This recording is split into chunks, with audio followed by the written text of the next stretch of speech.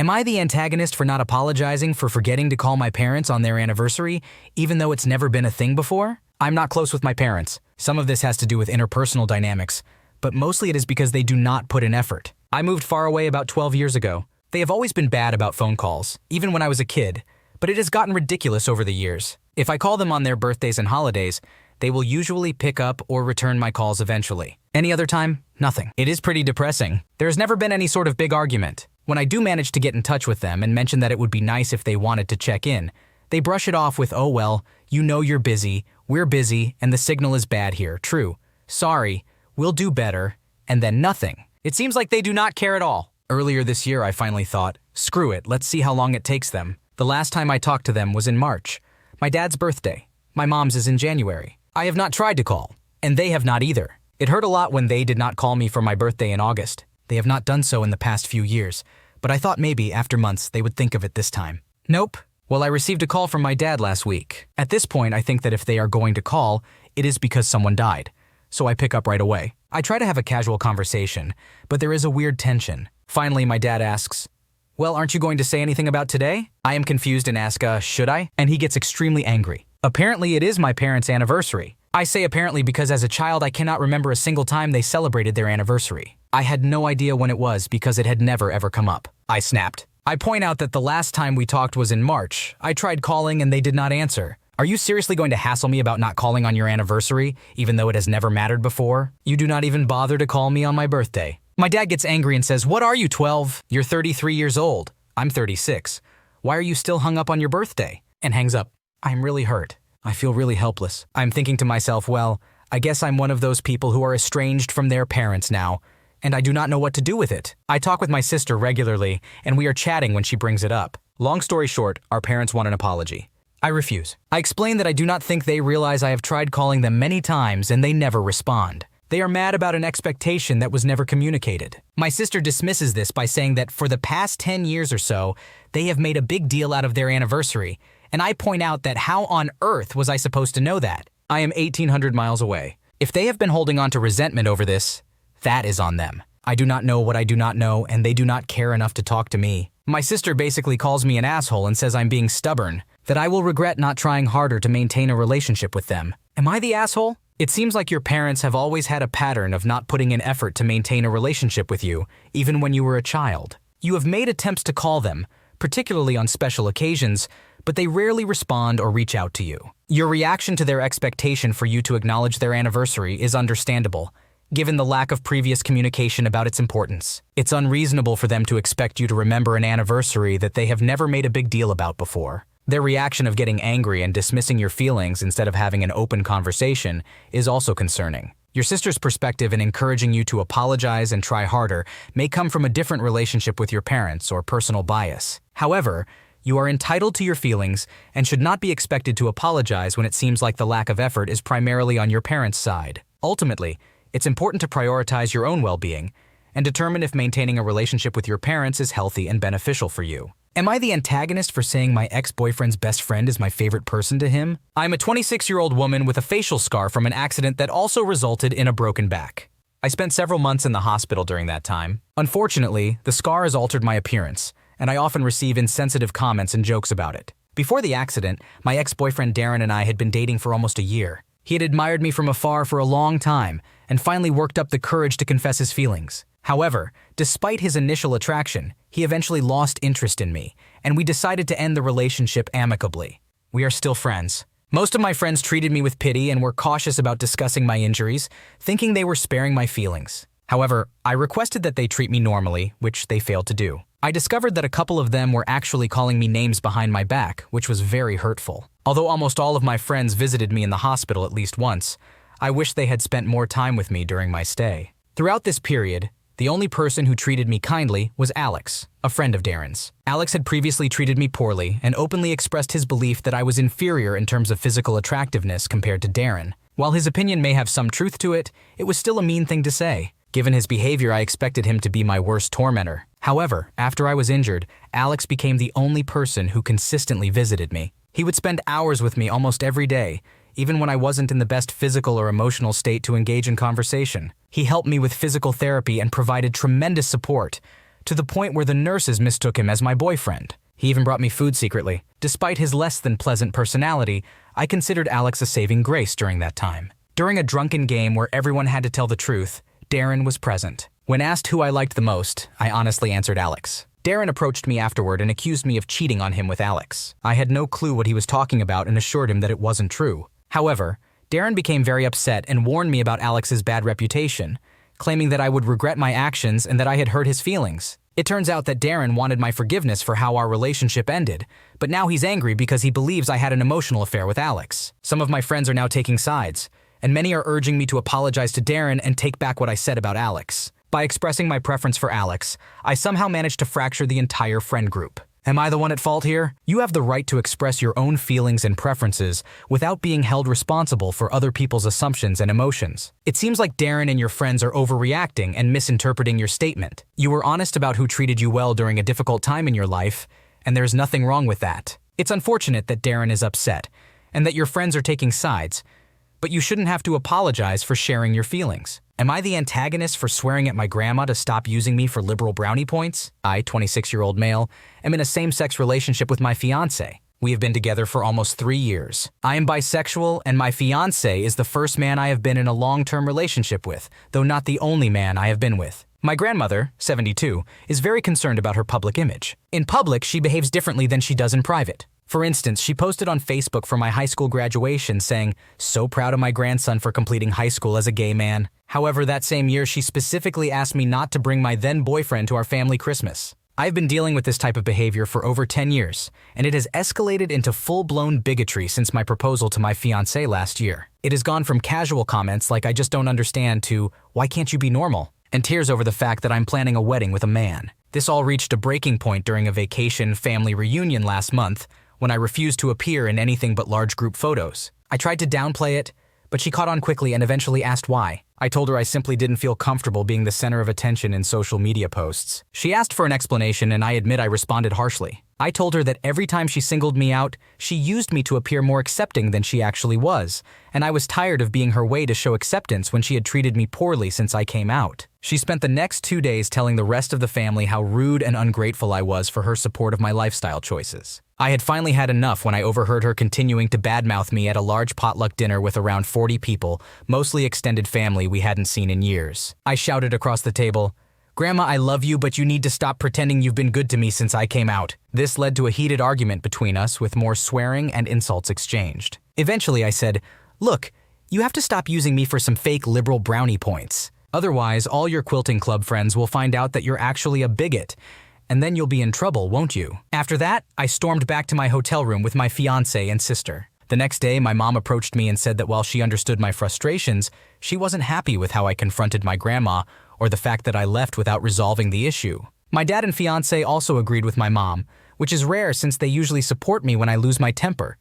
This is not the first time. So I think I may have crossed a line with what I said and where I said it. The rest of the family has understandably been avoiding me as well. I know I was an asshole, but am I the asshole? Your grandmother's behavior towards you, expressing acceptance on social media while treating you poorly in private, is certainly hurtful and hypocritical. It's understandable that you felt frustrated and called her out on it. However, the way you handled the situation and the language you used was disrespectful and escalated the conflict. Shouting, swearing, and insulting her in public were not productive ways to address the issue. While it's important to stand up for yourself and set boundaries, there are more constructive ways to confront your grandmother about her behavior. It would have been better to have a calm and private conversation with her to express your feelings and explain why her actions have been hurtful to you. Additionally, walking away from the argument and leaving the event without resolving the issue added to the tension and fallout. Your family members, including your mom, dad, and fiancé, are right in expressing their disappointment with how you handled the situation. It's important to consider their perspective and learn from this experience. Apologize to your family for your outburst and ask for a chance to have a more respectful and open conversation about the issue with your grandmother. Am I the antagonist for telling my boyfriend he needs to help us move instead of going to the gym?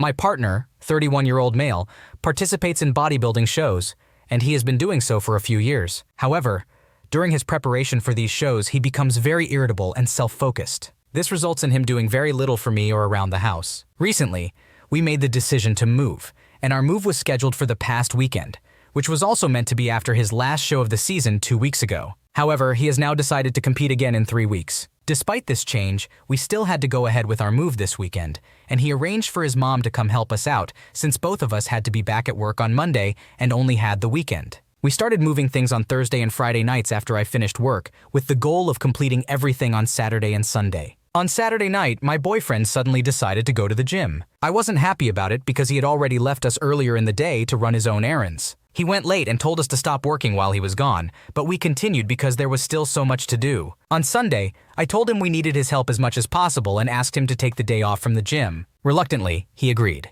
However, in the evening he brought up going to the gym again, even though we still had an entire kitchen and many other things to move to our new place. We were far from being done. I know it was wrong, but I called him out in front of his mom and expressed my frustration with the fact that she and I were doing most of the work. They both tried to justify his gym visit and even suggested that I go work out too while his mom stayed to help. I declined because I would rather finish moving than work out, and it felt disrespectful to leave her alone to do our work. We ended up having a major fight, which involved his mom, and it was embarrassing. Ultimately, he got his way, went to the gym, and I had to apologize to both of them for being upset about it. I essentially got ganged up on into agreeing for him to go to the gym. His mom and I worked very hard and accomplished a lot, but the entire move is still incomplete.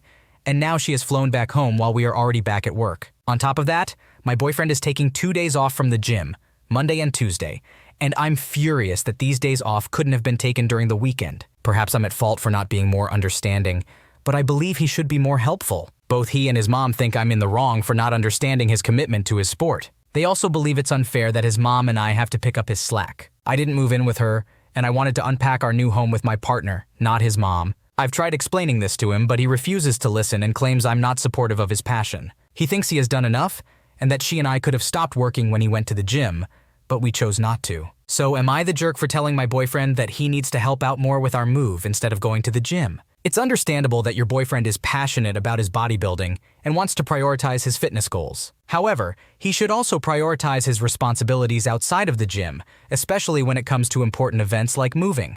You have the right to expect help from him, especially since you both agreed to the move and he initially said he would take a break after his last show. It's not fair for you to shoulder most of the work, and it was disrespectful of him to leave you and his mom to continue moving while he went to the gym. His refusal to prioritize the move and his lack of understanding about your feelings are concerning. It's important for partners to support each other's passions, but it shouldn't come at the expense of neglecting other important aspects of their life together. Ganging up on you and trying to justify his actions were also inappropriate, and it's unfair that you had to apologize for expressing your valid concerns. You have every right to feel frustrated that he's now taking 2 days off work instead of helping on the weekend. It's important to have a conversation with your boyfriend about your expectations and find a compromise that works for both of you. Am I the antagonist for telling my roommate she should consider living alone because of her mental health issues? My roommate and I are both in college and chose to room together randomly. We ended up in a small dorm in a quiet building. We get along well in person and things started off smoothly. She's quiet, but she trusts me enough to share her history of mental health problems. Early on, we agreed that I would avoid the dorm on Thursdays for an hour so she could attend a therapy session on Zoom. After about a month,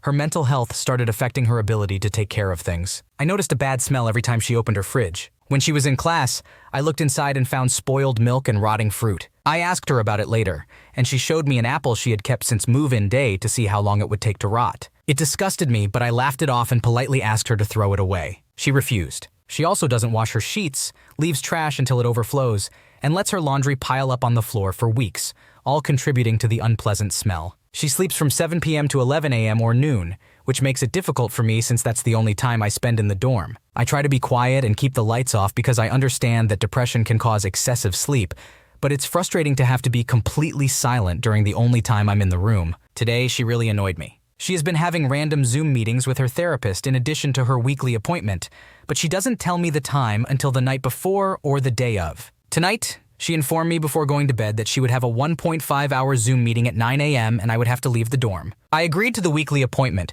but not to these additional meetings. I've become extremely fed up with these unexpected meetings, her constant need for privacy in the dorm, and her inability to take care of our shared space. I told her that next year she should consider paying more to have her own dorm. I understand that depression can lead to neglecting self-care, work, and chores, but she shows no consideration for my time, privacy, space, or feelings. I suggested that if she needs so much privacy, she should find private study spaces on campus or get a single dorm. It's frustrating to constantly be kicked out of the room at random times with short notice every few days. I tried to communicate this to her kindly, but I also emphasized that it's not fair for her to make someone else suffer the consequences of her mental health struggles. It's understandable that you initially agreed to give your roommate privacy during her weekly therapy session, as this was a clear agreement made between the two of you. However, the situation has escalated, and your roommate's mental health issues are now greatly impacting your living conditions and personal space. Your frustration about her lack of consideration for shared spaces and inability to maintain cleanliness is valid. It's unfair for you to have to deal with the unpleasant smells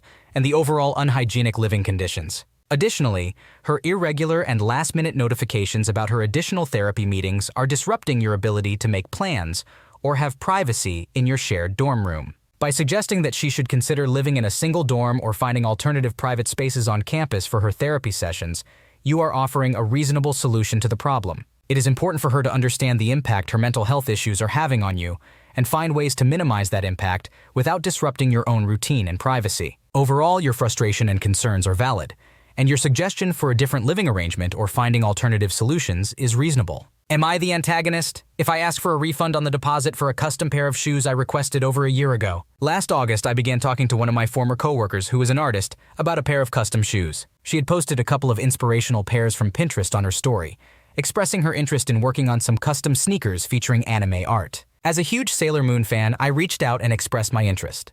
We discussed the design for a few weeks, and I purchased the shoes to give to her. Towards the end of October 2022, she gave me a loose mock-up of what they would look like. She quoted me $900 and mentioned that she would require a 1/3 deposit to start. At the time, money was tight for me as I was not receiving many shifts at work, especially around the holidays. Therefore, I informed her that I would prefer to wait until after the holidays to pay the deposit. She agreed to this arrangement. Eventually, I sent her the money on January 30th of this year. She expressed her excitement to start on the shoes and mentioned making a video of the entire process. I conveyed my anticipation, but also mentioned that there was no rush, as I was unsure about the time frame and was comfortable waiting a few months to gather the remaining funds. In May, I texted her to check on the progress of the shoes, but she did not respond. However, since we are connected on Instagram, I replied to one of her stories, inquiring again. She explained that she was in the midst of moving to another city, which caused her to pause the project. Nevertheless, she assured me that things were going well and she would finish them once the move was complete. She mentioned the possibility of shipping the shoes to me or driving back to give them in person,